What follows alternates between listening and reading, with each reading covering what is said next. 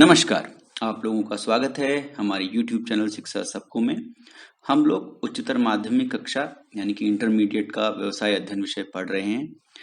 इस विषय के वीडियो को प्रारंभ करने से पहले मैं आप लोग को चाहूँगा कि अगर आप लोगों को हमारा चैनल अच्छा लगा तो आप हमारे चैनल को सब्सक्राइब कीजिए, हमारी वीडियोस को लाइक कीजिए और साथ-साथ नोटिफिकेशन जो बेल आइकन होता है इसको भी दबाइए ताकि आपको हमारी वीडियोस का नोटिफिकेशन मिलता रहे।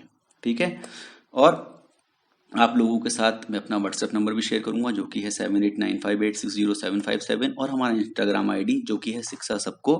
तो इन सब माध्यमों से आप हमको मैसेज के द्वारा संपर्क कर सकते हैं। हम आपकी जो भी परेशानी होगी उसको सॉल्व करने की पूरी कोशिश करेंगे और साथ में आप लोगों से एक बार फिर वो अनुरोध रहेगा कि आप लोग अपने जानने वाले अपने दोस्त जो कि किसी भी हिंदी माध्यम के बोर्ड से पढ़ रहे हों उनके साथ हमारे इन वीडियोस को और हमारे चैनल को जरूर शेयर कीजिए। आज हम लोग मॉड्यूल 5 प्रबंध के कार्य के अंतर्गत नए पाठ का प्रारंभ करेंगे जो कि है पाठ 12 जिसका शीर्षक है नियुक्तिकरण। तो प्रबंध के कार्य के अंतर्गत हम लोग देख चुके हैं अभी तक कि किस प्रकार से योजना और संगठन कार्य किए जाते हैं, क्या उन कार्यों का महत्व है, वो हमने पाठ 11 में पढ़ा था। आज हम लोग जो पाठ 12 है उसमें नियुक्तिकरण नामक एक कार्य का अध्ययन करेंगे जो कि प्रबंध का एक दूसरा महत्वपूर्ण कार्य है। ठीक है ना? तो इस महत्वपूर्ण कार्य नियुक्तिकरण के अंतर्गत जैसे आप लोग समझिए कि एक छोटी दुकान आप करते हैं। ठीक है ना? आप मान लीजिए किताब की एक दुकान है आपकी, एक छोटा स्टॉल है। तो व्यवसाय का जो स्तर है आपका इतना छोटा है कि वहाँ पर केवल आप अकेले भी पूरी दुकान का संचालन कर सकते हैं। आपको किसी भी सहायक की आवश्यकता नहीं है। हो सकता है कि जब बीच में कहीं आपको जाना पड़े तब कोई सहायक आपको रखना पड़े, कहीं अगर उधर दूसरा काम भी आप करने लगे। ठीक है ना? अब आप तुलना कीजिए कि आपने इस छोटी सी दुकान से बड़ी करके एक बहुत बड़ी बुक शॉप खोल ली है। ठीक है ना? तो अब आपने क्या किया, व्यवसाय बढ़ा लिया है। अब आपका व्यवसाय पहले की अपेक्षा ज़्यादा बड़ा हो गया है। तो अब इस केस में जो दूसरा केस है इसमें आपको अपने लिए सहायकों की आवश्यकता पड़ेगी। क्यों? क्योंकि अब अकेले काम का संभालना आपके लिए कठिन हो गया। तो ऐसे में आप क्या करेंगे, आप सही लोगों को खोजेंगे और उनको नियुक्त करेंगे, उनको अपने यहाँ काम पर रखेंगे। यही जो प्रोसेस है इसी को ही नियुक्तिकरण बोलते हैं। कर्मचारियों की भर्ती करना, उनका चयन करना और उनका प्रशिक्षण करना। ठीक है ना? उनको ट्रेनिंग देना। तो इस पाठ में हम लोग जो नियुक्ति वाला जो कार्य है, नियुक्तिकरण का जो कार्य है उसका विस्तार से अध्ययन करेंगे जिसमें हम भर्ती के जो बहुत सारे स्रोत होते हैं उनके बारे में जानेंगे, फिर चयन की जो प्रक्रिया होती है वो किस प्रकार से की जाती है वो जानेंगे, कर्मचारियों के प्रशिक्षण और उसके साथ साथ विकास के बारे में भी अध्ययन करेंगे। ठीक है? तो प्रारंभ करते हैं। सबसे पहले हम प्रारंभ करेंगे नियुक्तिकरण के अर्थ के साथ। तो नियुक्तिकरण का अर्थ जो है वो है कि किसी संगठन में मानवीय संसाधनों की नियुक्ति, मतलब लोगों को रखना, उनको नियुक्त करना, उनको अपॉइंट करना और विकास, उनका डेवलपमेंट, उसके प्रबंधकीय कार्य से। ये कैसे क्या कार्य है? ये भी एक प्रकार का प्रबंधकीय कार्य है जो एक संगठन में अनेक प्रबंधकीय और गैर प्रबंधकीय क्रियाएं करते हैं। ऐसे लोग आप रखेंगे जो कि फिर संगठन में मैनेजमेंट करेंगे या फिर मैनेजमेंट नहीं तो जो ऑपरेशनल एक्टिविटीज हैं वो करेंगे, उत्पादन करना है तो वो करेंगे। ठीक है ना? तो इस प्रकार से जो नियुक्तिकरण है उसका अर्थ क्या हुआ, मानवीय संसाधनों की नियुक्ति। मानवीय संसाधनों में वो सब लोग शामिल होते हैं जो कि जो मानव से रिलेटेड होते हैं। ठीक है ना? जो काम करते हैं। ठीक है ना? बहुत सारे संसाधन होते हैं, कुछ संसाधन वित्त वाले होते हैं, पैसे वाले होते हैं। ठीक है ना? कुछ औजार वाले होते हैं, उपकरण होते हैं। तो उसी के जैसा एक संसाधन होता है मानवीय संसाधन। ठीक है ना? तो मानवीय संसाधनों की नियुक्ति और उनके विकास से संबंधित जो प्रबंधकीय कार्य हैं वो नियुक्तिकरण के अंतर्गत आते हैं। इसके अंतर्गत क्या क्या चीजें सम्मिलित हैं? मानव शक्ति की आवश्यकताओं का निर्धारण, मतलब आपको कितनी जरूरत है, कितने मानव शक्ति की आपको आवश्यकता है उसका निर्धारण करते हैं।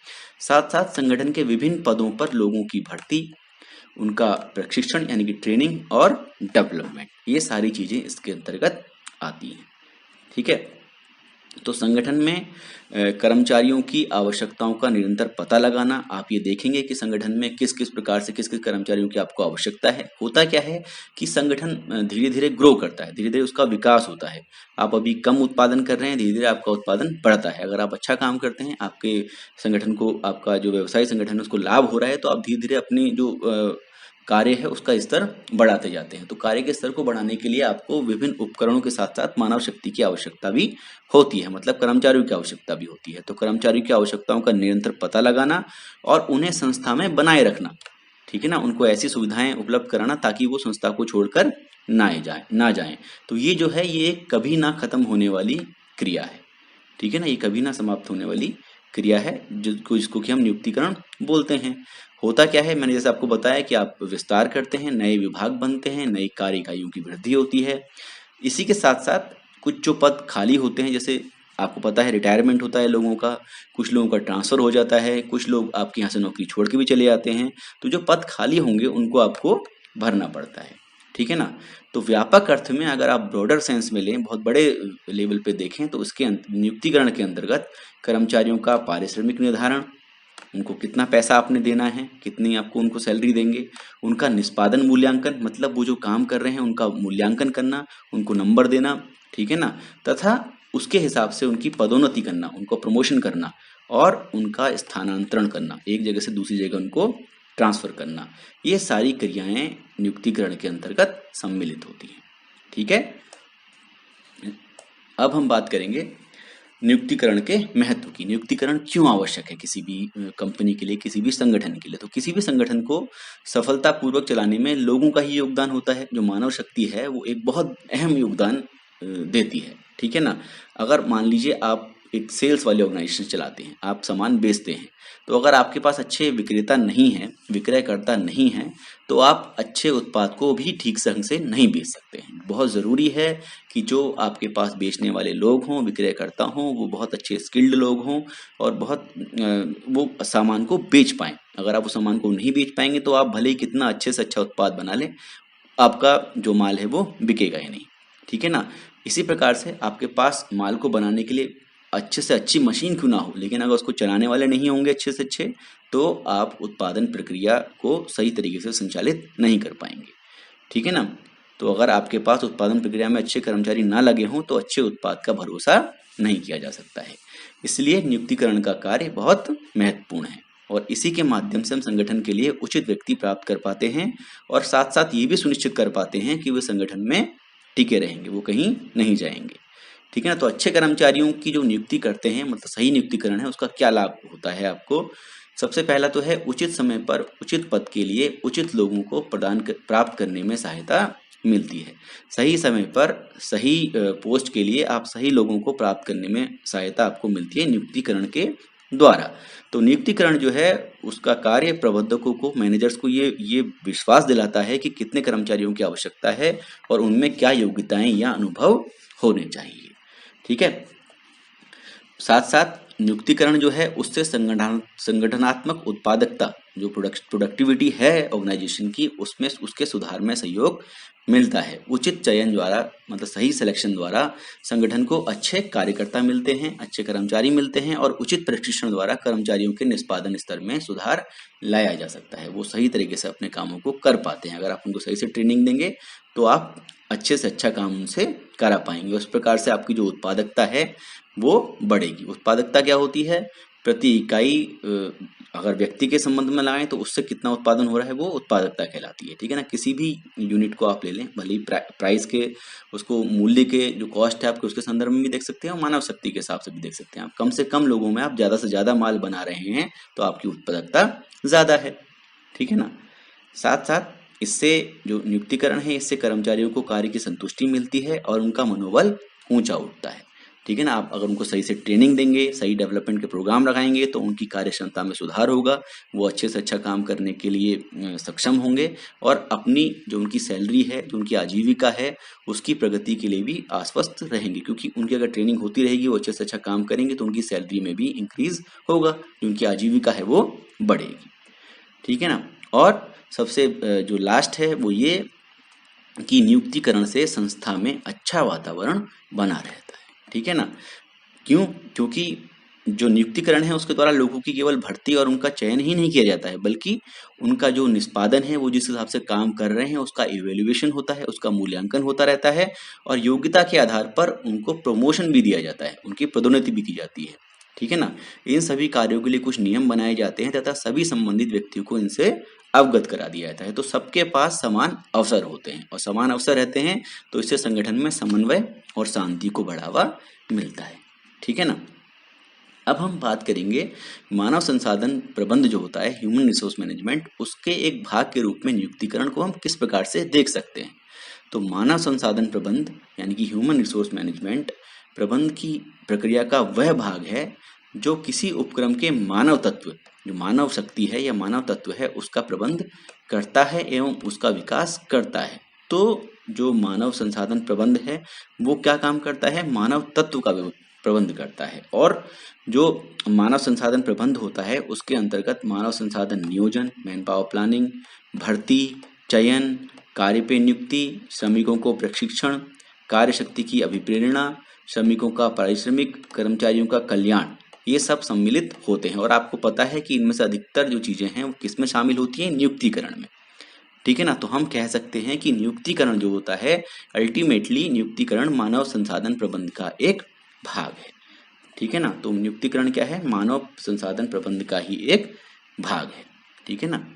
अब हम बात करेंगे नियुक्तिकरण की प्रक्रिया की। मतलब नियुक्तिकरण की प्रक्रिया जो होती है वो संगठन के लिए अलग अलग श्रेणी के अपेक्षित कर्मचारियों की संख्या निर्धारित करने से प्रारंभ होती है। पहले आप देखते हैं कि आपको किस सेक्शन के लिए कितने कर्मचारियों की आवश्यकता है। उत्पादन में आपको इतने लोग चाहिए, आपको वित्त वाले विभाग में इतने चाहिए, या कार्मिक विभाग में इतने चाहिए, या सेल्स या मार्केटिंग का डिपार्टमेंट है उसमें इतने लोग चाहिए। ठीक है ना? तो सबसे पहले आप क्या करते हैं? नंबर्स वो करते हैं, डिटरमाइन करते हैं, निश्चित करते हैं कि कितनी संख्या में आपको लोग चाहिए। इनको बोलते हैं, इस कार्यक्रम को बोलते हैं मानव शक्ति नियोजन। ठीक है ना? तो इसी प्रकार से धीरे धीरे जो पहले मानव संसाधन जो मानव शक्ति नियोजन करेंगे, फिर अगला कदम होगा मानव संसाधन से परीक्षा और साक्षात्कार द्वारा उचित व्यक्ति का चयन और उसकी नियुक्ति। इसके बाद फिर उनकी कार्य पे नियुक्ति होगी, फिर उनको जो कंपनी है उसके एनवायरनमेंट के, उसके पर्यावरण के बारे में जानकारी दी जाएगी, जिस एनवायरनमेंट में उनको काम करना है। साथ ही उनको कितना सैलरी मिलेगी, उनकी प्रमोशन की क्या व्यवस्था होगी, उनका ट्रांसफर कैसे हो सकता है, ये सारी जानकारी भी आप उनको देंगे। तो इस प्रकार से नियुक्तिकरण की जो प्रक्रिया होती है उसमें कुल मिला के 10 जो छोटी क्रियाएं हैं वो सम्मिलित होती हैं। कौन कौन सी? सबसे पहले है मानव शक्ति नियोजन, फिर है कार्य का विश्लेषण, फिर है भर्ती, उसके पश्चात है चयन जिसको सिलेक्शन बोलते हैं, फिर है कार्य पर नियुक्ति यानी कि पोस्टिंग, फिर होता है कार्य का परिचय, फिर है प्रशिक्षण और विकास, उसके पश्चात है निष्पादन और मूल्यांकन, उसके पश्चात है पारिश्रमिक के बारे में बात करना, कितना सैलरी मिलेगी, क्या होगा, और फिर सबसे लास्ट है पदोन्नति और स्थानांतरण, उनका प्रमोशन करना और उनका ट्रांसफर करना। तो ये सारी की सारी प्रक्रियाएं किसके अंतर आती हैं? नियुक्तिकरण के अंतर्गत आती हैं। तो नियुक्तिकरण में जो चीजें हैं, जो ये पहलू हैं, इनके बारे में हम धीरे धीरे एक एक करके बात करते हैं। हम सबसे पहले शुरुआत करेंगे मानव शक्ति नियोजन से। तो मानव शक्ति नियोजन किसी संगठन की मानव शक्ति की आवश्यकताओं का अनुमान लगाने की प्रक्रिया है। क्या प्रक्रिया है? मानव शक्ति की आवश्यकताओं का अनुमान लगाने, मतलब आपको कितने मानव शक्ति की आवश्यकता है उसका जो आप अनुमान लगाते हैं, उसका अप्रोक्सीमेशन करते हैं, वो मानव शक्ति नियोजन में करते हैं। मतलब मैन पावर प्लानिंग, मतलब आप मैन पावर की प्लानिंग कर रहे हैं कि कितनी मैन पावर आपको चाहिए। तो मानव शक्ति से आवश्यकताओं का अनुमान लगाते समय प्रबंध यानी कि मैनेजमेंट सामान्यतः क्या देखता है? उस समय उपलब्ध आधारभूत ढांचे को ध्यान में रखता है। मतलब ढांचे की बात वो है कि किस प्रकार का ढांचा है, किस किस प्रकार के आपके यहाँ पोस्ट हैं, जिसमें तकनीकी उत्पादन अनुसूची, ठीक है ना, बाजार का उतार चढ़ाव, मांग का पूर्वानुमान, मतलब कितना मांग बढ़ सकती है या फिर घट सकती है, तो आपको मानव शक्ति बढ़ानी है कि घटानी है। सरकार की नीति, सरकार की क्या नीतियां हैं, सरकार किस प्रकार की नीति रख रही है। अगर सरकार की नीतियां श्रम कानूनों को लेके बहुत कड़ी हैं तो आप कम से कम संख्या में जो परमानेंट लेबर है वो रखेंगे, ठीक है ना, अधिक से अधिक कॉन्ट्रैक्ट वाली लेबर रखेंगे। ठीक है, और इसी प्रकार की अन्य बातें भी सम्मिलित हैं। तो ये सारी चीजें आपको डिसाइड करनी होती हैं इन सारे फैक्टर्स को देखते हुए, इन सारे कारकों को देखते हुए। ठीक है ना, तो ये सब किस में आता है, मानव शक्ति नियोजन में। तो मानव शक्ति नियोजन का जो केंद्र बिंदु है वो मतलब किस प्रिंसिपल पे काम करता है, वो है सही समय पर अपेक्षित संख्या में योग्य व्यक्ति। ठीक है ना, सही समय पे आपको जितने लोग चाहिए, जितने अपेक्षित आपको अपेक्षा कर रहे हैं जितने लोगों की, उतनी संख्या में आपको योग्य व्यक्ति का इंतजाम करना के बारे में बताना, कितनी रिक्वायरमेंट आपको है, वो मानव शक्ति नियोजन के अंतर्गत आता है। दूसरा काम होता है कार्य विश्लेषण का। तो कार्य विश्लेषण में क्या होता है, कार्य विश्लेषण किसी भी भर्ती प्रक्रिया से पूर्व एक आवश्यक अभ्यास कार्य है। जब आप कोई भर्ती प्रक्रिया शुरू करना चाहते हैं तो उससे पहले जो एक अभ्यास कार्य होता है वो होता है कार्य विश्लेषण। तो उसमें आप क्या करते हैं, उसमें आप विभिन्न प्रकार के कर्मचारियों की भर्ती के लिए आवश्यक योग्यता, मतलब आपको किस किस किस लेवल के लोग रखने हैं, उनकी एजुकेशन क्वालिफिकेशंस क्या होनी चाहिए, उनका जो अनुभव है वो किस प्रकार का होना चाहिए, उनका कौशल, उनको वो कितने स्किल्ड हैं उसके बारे में, ये सारी चीजें निर्धारित करने में सहायक कौन होता है, कार्य विश्लेषण। कार्य विश्लेषण के अंतर्गत भी दो प्रकार की चीजें शामिल होती हैं।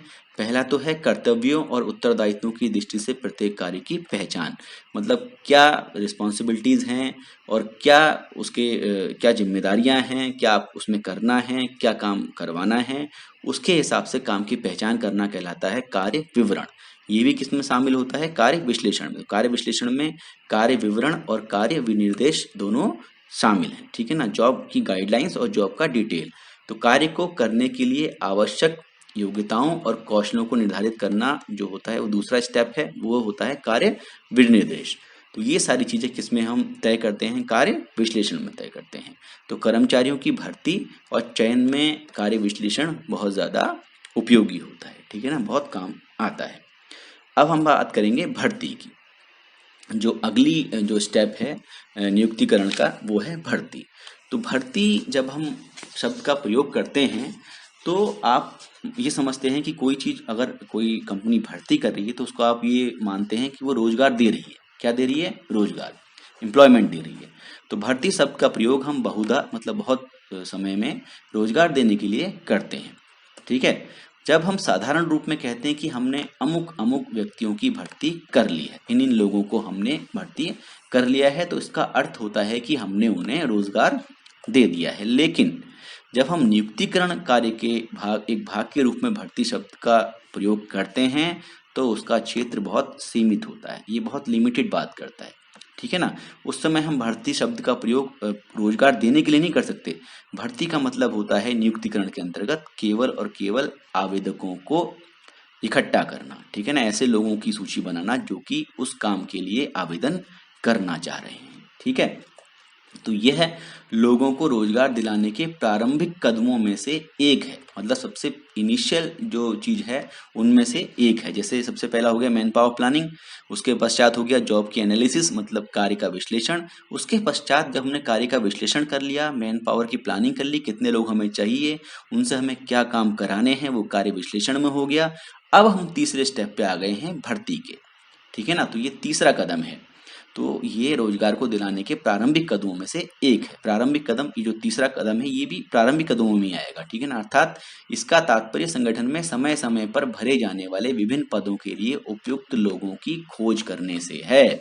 आप ऐसे लोगों का एक समूह तैयार कर लेंगे भर्ती के माध्यम से जो कि उस पद के लिए उपयुक्त है। ठीक है ना, इसमें क्या होता है, इस प्रकार भर्ती रोजगार के लिए उपयुक्त व्यक्तियों को केवल ढूंढने और आकर्षित करने की प्रक्रिया है, छांटने की नहीं, केवल और केवल ढूंढने की। भर्ती का मतलब ये नहीं कि आपने उनको नौकरी पर रख लिया, आपने केवल वो उपयुक्त लोग ढूंढ लिए, ऐसे लोग ढूंढ लिए जो कि उस काम के लिए फिट हैं। ठीक है ना, जो आपने मैन पावर प्लानिंग करी, आपने देखा कितने लोग आपको चाहिए, फिर आपने कार्य का विश्लेषण किया कि इस कार्य में क्या क्या चीज़ों की आवश्यकता होगी, क्या क्या योग्यताएं होनी चाहिए।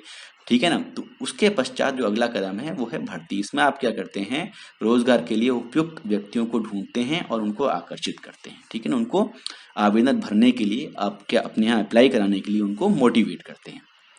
अब हम बात करेंगे भर्ती के स्रोतों की। आप किस किस जगह से भर्ती के लिए आवेदकों को जुटा सकते हैं, ठीक है ना। तो भर्ती के लिए क्या होता है, विभिन्न पदों के लिए आवश्यक योग्यताएं और अनुभव के निर्धारित हो जाने के पश्चात आप सही लोगों की खोज करते हैं, उनसे आवेदन प्राप्त करते हैं, उनसे एप्लीकेशन लेते हैं।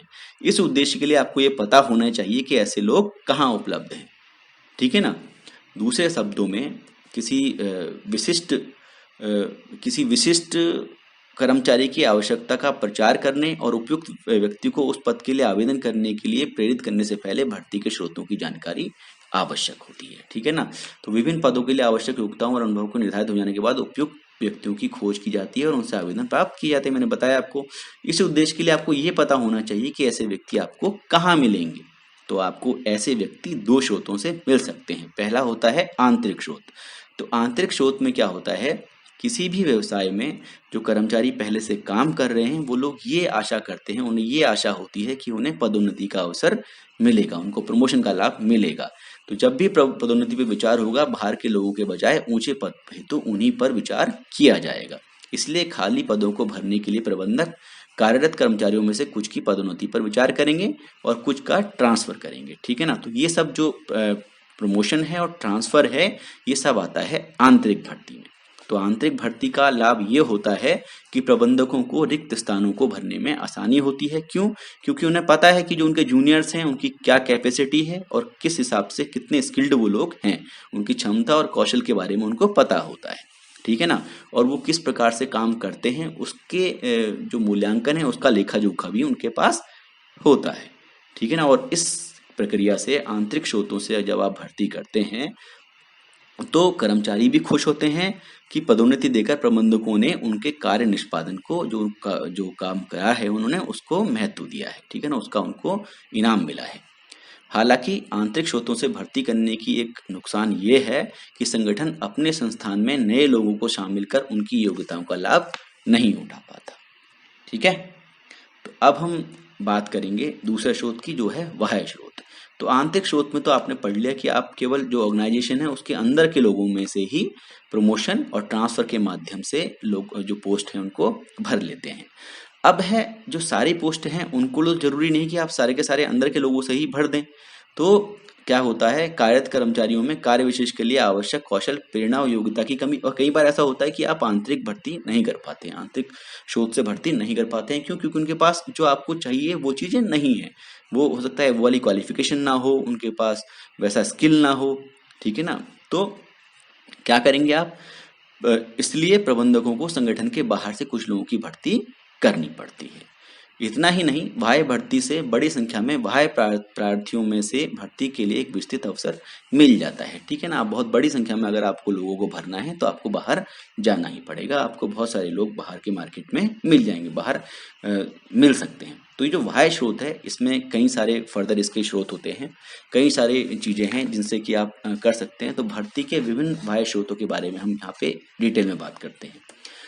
सबसे पहला स्रोत है मीडिया का विज्ञापन, मीडिया द्वारा विज्ञापन। तो आपने कई बार अखबारों में देखा होगा, ठीक है ना, समाचार पत्रों में देखा होगा कि बहुत सारे संगठनों में रिक्त पदों के विषय में विज्ञापन आते हैं, ठीक है ना। जैसे एग्जाम्पल के लिए मैंने इंटरनेट से लिया है, ये छत्तीसगढ़ जो राज्य है उसके पावर डिस्ट्रीब्यूशन जो कंपनी है, जो बिजली को बांटती है, उसके अंतर्गत इन जगहों पर रायपुर, बिलासपुर, दुर्ग, राजनांदगांव, इन क्षेत्रों के लिए इनको क्या चाहिए, इनको परिचारक चाहिए लाइन के, ठीक है ना, इनको लाइनमैन बोलते हैं। और कैसे चाहिए, संविदा के आधार पर चाहिए, कॉन्ट्रैक्ट के आधार पर, ठीक है ना। तो इसने ये भर्ती निकाल रखी है। इसमें क्या है, इसमें पोस्टों का इसने वर्णन दे रखा है कि 637 अनारक्षित चाहिए, अनरिजर्व जनरल कैटेगरी के, अनुसूचित जाति के 154, अनुसूचित जनजाति के 299 और अन्य पिछड़ा वर्ग के 22, ठीक है ना। और इसने बता रखा है कि क्या क्या है, पद का दायित्व, भर्ती, ये सब चीजें इसने बता रखा है कि इस वेबसाइट पर आप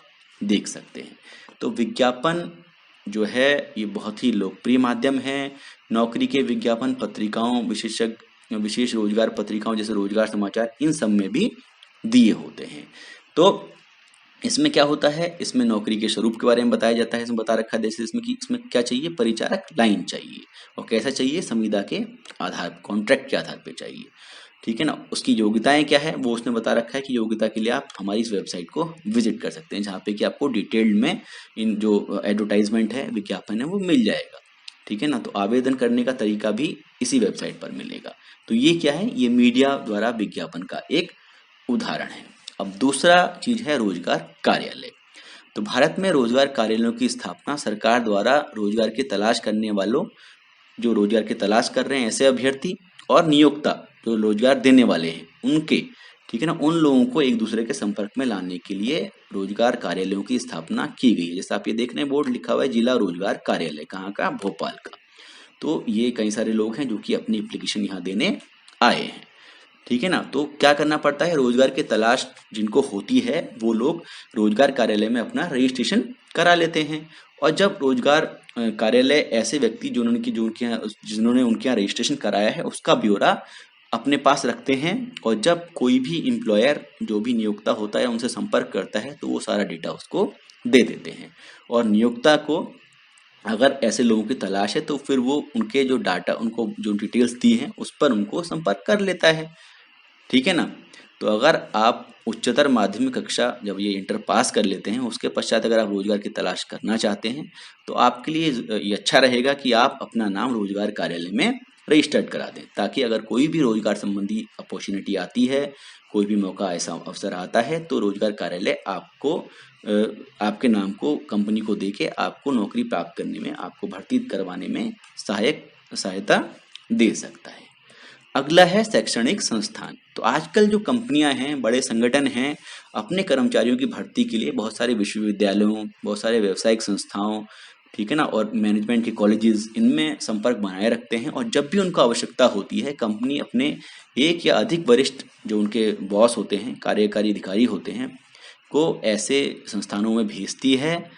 और फिर क्या करती है, जो कि भेजती है और वहाँ पे जो ये अधिकारी होते हैं इच्छुक अभ्यर्थियों का साक्षात्कार लेते हैं, ठीक है, उनका इंटरव्यू लेते हैं, ठीक है ना, और अपनी आवश्यकता अनुसार उपयुक्त अभ्यर्थी का चयन करते हैं। और जो ये प्रक्रिया होती है, जो ये प्रोसेस है, इसको कैंपस इंटरव्यू या कैंपस साक्षात्कार बोलते हैं। ठीक है ना। और अधिकतर मैनेजर्स, इंजीनियर, टेक्नीशियंस, इन सब का नियमित आधार पर अनेक कंपनियों में भर्ती का ये प्रभावशाली स्रोत है। ठीक है ना। अच्छे कॉलेजेस में जाती हैं कंपनियां, वहां से लोगों को ले लेती हैं। अगली बात आती है अप्रार्थित आवेदन। अप्रार्थित का मतलब होता है जिसकी प्रार्थना ना की गई हो। तो ऐसा भी बहुत बार होता है कि जो एस्पिरेंट्स होते हैं, जो आवेदक होते हैं, वो अपने आप भी आवेदन कंपनियों में भेज देते हैं। वो इसे सिर्फ अपना पूर्वानुमान लगाते हैं कि कुछ पद खाली होने वाले हैं, ठीक है ना, और किसी भी भर्ती का विज्ञापन का संदर्भ दिए बिना ही वो आवेदन कर देते हैं। तो जो मैनेजर्स होते हैं वो लोग ऐसे आवेदनों को अपने पास रख लेते हैं, और जब भी कोई पोस्ट निकलती है तो उस हिसाब से वो उन लोगों को नौकरी के लिए, मतलब भर्ती के लिए बुलाते हैं। ठीक है। अगला है कारखाने के द्वार पर भर्ती। तो जो कारखाने के द्वार पर भर्ती है ये अधिकतर मजदूर जैसे लोगों के लिए की जाती है। ठीक है। कारखाने के द्वार पर जो भर्ती वाली प्रक्रिया होती है वो अक्सर मजदूरों के लिए, ठीक है ना, ऐसे लोगों के लिए जो कि अनियमित कर्मचारियों के रूप में कार्य करते हैं, उनके लिए की जाती है। ठीक है ना, जो रेगुलर कर्मचारी नहीं होते। कई बार ऐसा होता है कि जो कंपनी के रेगुलर कर्मचारी छुट्टी पर चले आते हैं, ऐसे में उनकी जो खाली पोस्ट होती हैं उनको भरने के लिए कारखाने के द्वार पर भर्ती द्वारा ही भर दी जाता है। ठीक है ना। तो ऐसे मजदूर जो होते हैं वो सुबह कारखाने के गेट पर इकट्ठा हो जाते हैं और कारखाने में अनियमित कर्मचारी के रूप में कार्य करते हैं। हालांकि होता यह है कि अनियमित कर्मचारी कुछ दिनों तक कारखाने में कार्य करते हैं तथा समय आने पर इनको नियमित कर्मचारी के योग्य समझा जा सकता है। जब वो काफी कुशल हो जाते हैं अपने काम में तो उनको कई बार नियमित कर्मचारी के रूप में भी रख लिया जाता है। अगला जो स्रोत है वो है संदर्भ। संदर्भ में क्या होता है, रेफरेंस बोलते हैं इंग्लिश में। तो कभी कभी मैनेजर्स जो बहुत सारे स्रोत होते हैं, जैसे मजदूर संघ है, यूनियंस हैं, या पुराने जो कर्मचारी हैं, या जो मौजूदा कर्मचारी हैं कंपनी के, या जो कंपनी के ग्राहक हैं, इनसे इच्छुक कर्मचारियों के संदर्भ प्राप्त करते हैं। ठीक है ना। ये सोर्सेज हैं जो कि रेकमेंड करते हैं या रेफरेंस देते हैं कि भाई इसको आप अपने यहाँ रख सकते हैं। तो ये सोर्स इसलिए इम्पोर्टेंट है क्योंकि इनकी संस्तुति उन लोगों द्वारा की जाती है जो संगठन से जुड़े होते हैं। उनको पता होता है कि संगठन की आवश्यकताएं क्या होती हैं। तो कई बार हम लोग भी अपने मित्रों और संबंधियों से भी उन लोगों की नियुक्ति करने की संस्तुति प्राप्त करते हैं जो कि उनके परिचित होते हैं। लेकिन अब क्योंकि मित्र और संबंधी आपके ऑर्गेनाइजेशन के बारे में तो नहीं जानते हैं, तो इन पर जब आप विचार करेंगे उनको नौकरी पर रखने के लिए, तब आपको ज़्यादा सतर्क रहने की आवश्यकता होती है। ठीक है। अब सबसे जो लास्ट में आता है वो है निजी रोजगार एजेंसियां। तो कई सारी ऐसी एजेंसियां हैं जो शहरी क्षेत्रों में बहुत से जो लोग होते हैं उनके नामों का पंजीकरण अपने पास रखती हैं, उनका रजिस्ट्रेशन अपने पास रखती हैं जो रोजगार की तलाश में हैं, और ऐसे लोगों को, ऐसे अभ्यर्थियों को नौकरी के लिए साक्षात्कार यानी कि इंटरव्यू का प्रबंध कराती हैं। कंपनियां अक्सर इस प्रकार की एजेंसियों के संपर्क में रहती हैं जो उन्हें भिन्न भिन्न पदों के लिए योग्य अभ्यर्थियों की विस्तृत जानकारी उपलब्ध कराती हैं और इसके बदले में उनसे एक फीस लेती हैं। ठीक है ना। इनको प्लेसमेंट एजेंसीज बोलते हैं, आपने देखा होगा। ठीक है ना, कई बार आपके सामने ऐसी कंपनियां आई होंगी। ठीक है ना। तो ये आजकल तो ऑनलाइन भी ऐसी कंपनियां हैं जैसे naukri.com है। ठीक है ना, timesjobs.com है।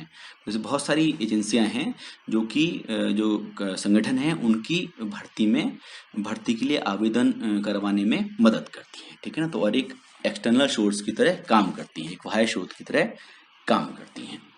अब जब हम भर्ती की बात कर चुके हैं, रिक्रूटमेंट की बात कर चुके हैं, अब हम आते हैं सिलेक्शन पे। तो चयन क्या होता है? चयन का अर्थ है इच्छुक अभ्यर्थियों से, जो इच्छुक हैं अभ्यर्थी जो अप्लाई करना चाहते हैं, उनमें से सबसे योग्य अभ्यर्थी का चयन। अभी तो आपने क्या किया, अभी आपने इकट्ठा कर लिए सारे के सारे आवेदन, किसके माध्यम से? भर्ती की क्रिया से। अब आप इन आवेदनों में से अपने लिए उपयुक्त अभ्यर्थी का चुनाव करेंगे। ठीक है ना। तो अब आपको बहुत सारे में से कुछ को चुनना है, तो उसको बोलते हैं चयन प्रक्रिया। ठीक है ना। अभ्यर्थियों की शैक्षणिक योग्यताएं, वो कितना पढ़े लिखे हैं, किस प्रकार के उनके अंक आए हैं, उनका अनुभव क्या है।